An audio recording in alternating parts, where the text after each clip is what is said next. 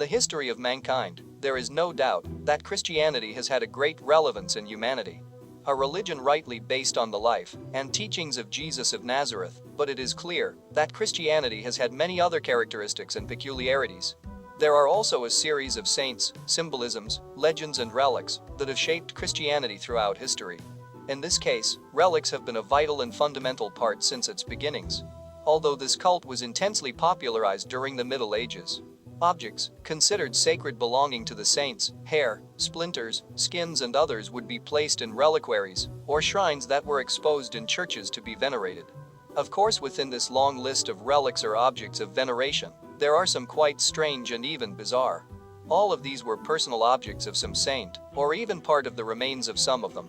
In this video we will know some examples of these relics, which will surely challenge your capacity for astonishment. Without further ado, these are 5 strange relics of Christianity. The blood of Gennaro. Saint Gennaro was a martyr saint who lived between 272 and 305 BC. He is the main saint of the city of Napolis. According to the story, in the year 305 there was the persecution of Diocletian and Maximian towards Christians. It was those persecutions where Gennaro, who at that time was Bishop of Benevento, was captured along with other believers by the soldiers of the governor of the city. This happened when he was recognized while he was on his way to visit a deacon who was in prison. At that time his captors tried to make him change his mind about his faith, and Saint Gennaro refused outright. After several attempts at persuasion, the soldiers choose to simply throw him into an oven as punishment. However, he emerges unharmed and without any burns on his clothes. The next day, Saint Gennaro along with other believers are taken to the amphitheater of Pozzuoli, where they are thrown to the wild beasts as food. Surprisingly, the beasts do not attack them, and on the contrary, seem to adore Gennaro and behave like meek sheep before him. Tired of the situation, they finally take him and more Christians to the Vulcan Square for his subsequent beheading. According to the legend, this time they succeeded in their task. The relics of Saint Gennaro were then moved to different parts of Italy until they finally returned to Napolis in 1497, where they remain to this day. Among these relics stands out a glass ampoule, where the blood of Saint Gennaro was supposedly kept, although in a solid state. This relic, however, would be rarer than what can be seen with the naked eye. This relic is presented to the public on only 3 specific dates of the year. On each of these dates, the priest solemnly exposes the relic in front of an urn containing the head of the saint, and the Christians present begin to pray. Soon after, it is said that the blood, which is always solid and blackish in color, becomes liquid and increases in volume. This is considered by the Christian faithful to be a miracle of Saint Gennaro. However, Saint Gennaro is considered by the Church only as a prodigy. According to the scientific point of view, the behavior of this supposed blood of the saint is produced thanks to the phenomenon of thixotropy, which basically is the property of certain fluids that tend to liquefy when agitated and then to solidify in a state of rest. Also around this relic many superstitions have been born that affirm that it is a bad omen when the miracle does not occur. Tell me your opinions. The Holy Right Hand. Stephen I of Hungary was a king who lived from 1000 to 1038. He is remembered not only for being a king, but also because he was a righteous and pious person who devoted his efforts to evangelizing his people. After his death, his body was buried in the Basilica of Alba Regia, together with the remains of his son, Emeric of Hungary. A few decades later, a series of bellicose conflicts began to arise, and by 1061 a pagan revolt would endanger the king's remains. So the local ecclesiastical authorities had to keep the remains of the late king safe, so it was decided to move the remains to a subway chamber of the building where the body was kept. In those years King Stephen was already considered a saint by the Christians. So this was the reason that led them to remove his right hand to take it to the treasures of the basilica and place it in a reliquary for his adoration. However, in these days the relic was clandestinely stolen by a cleric named Mercurio, and the relic remained lost. Some time later, in 1083, King Ladislaus I of Hungary arranged and promoted the official sanctification of Stephen I, and when they opened the sarcophagus, they noticed that the right hand was missing. So the king ordered the immediate search for the relic Holy Right Hand, although it was not long before the thief, Mercury, confessed, and the saint's hand was returned to his tomb. From these events, a monastery was founded to take care of the relic. The relic remained for several centuries in abbeys. It also spent some time in other places due to various conflicts, coming to be guarded in places like Bosnia or Vienna, finally returned to Hungary in 1771, although its constant transfers from one side to another did not stop. Finally, the Holy Right Hand remains since 1950 in the Basilica of St. Stephen in Budapest. An annual procession was promoted to exhibit and worship the relic, but it stopped for a few decades, then resumed in 1988. Today it can also be seen by any visitor. According to the legends and stories of the author Mark Colty, St. Stephen used to carry a cloth bag that hung on his waist and was full of coins, which he gave away to the poor he met in the streets. Just these coins were offered with his right hand, and that is why his charitable hand would have been preserved as a relic until today. The Holy Foreskin.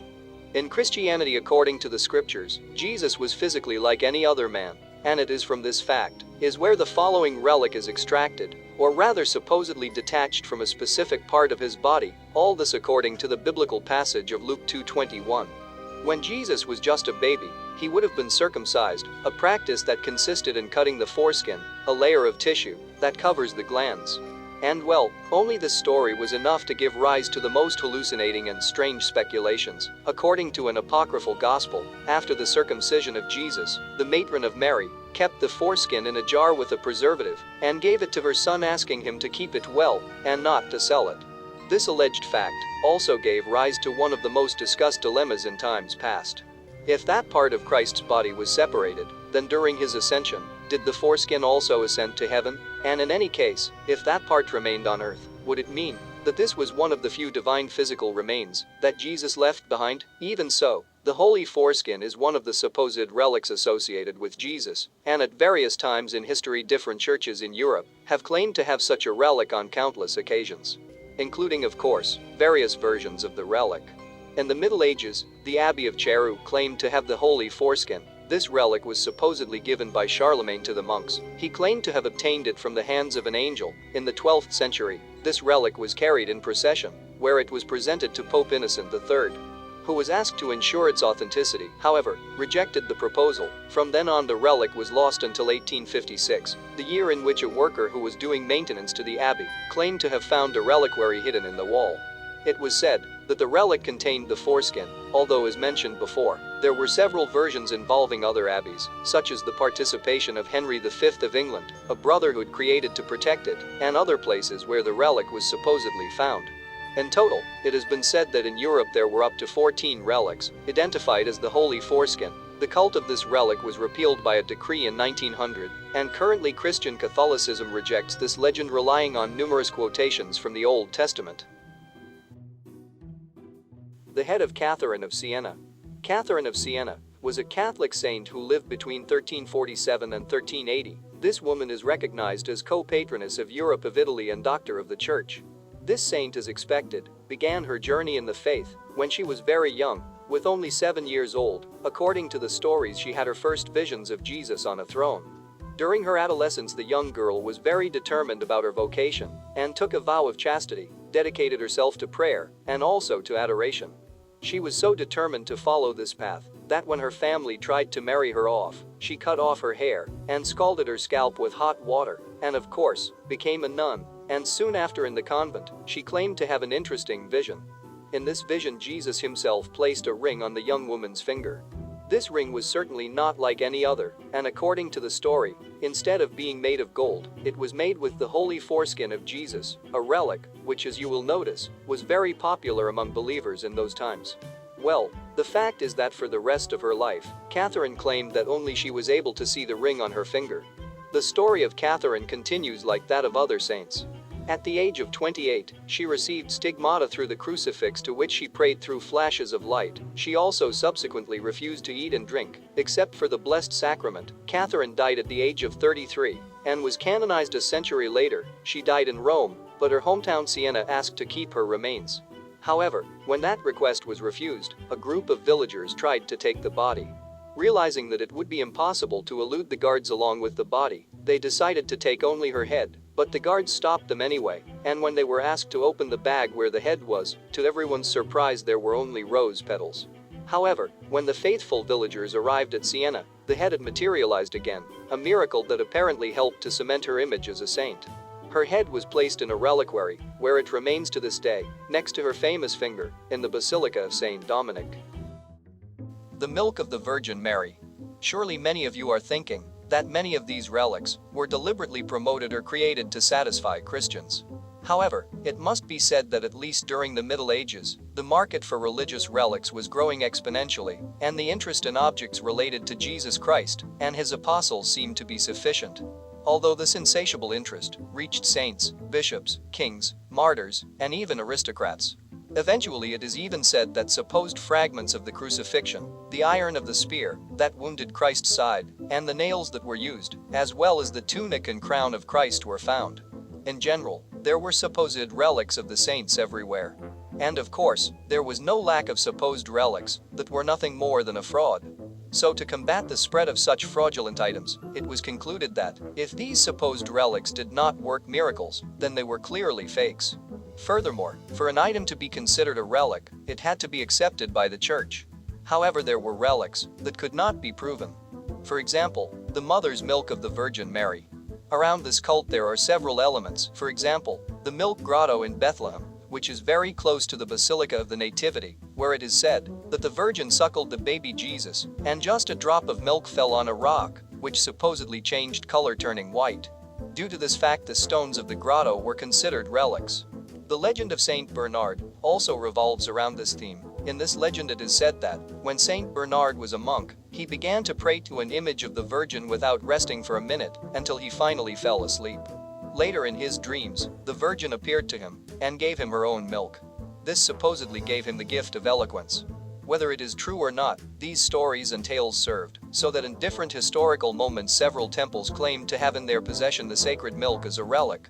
Even in present times, this supposed relic usually appears in different places. However, it seems that in those times few people took seriously the existence of this relic. One example was when the French theologian, John Calvin, said the following words: "Not even if the Virgin had been a cow all her life, could she have produced such a quantity of milk." And well, that was all for today. I want to make clear that there are more relics or peculiar objects to know, so leave your comment if you want a second part of this video, or you can also just leave your opinion. If you like it, please leave a like, subscribe and comment. I will be reading your opinions. Also check the video description if you want, and you can support the channel. That would help me to bring content more often. Best regards and see you next time.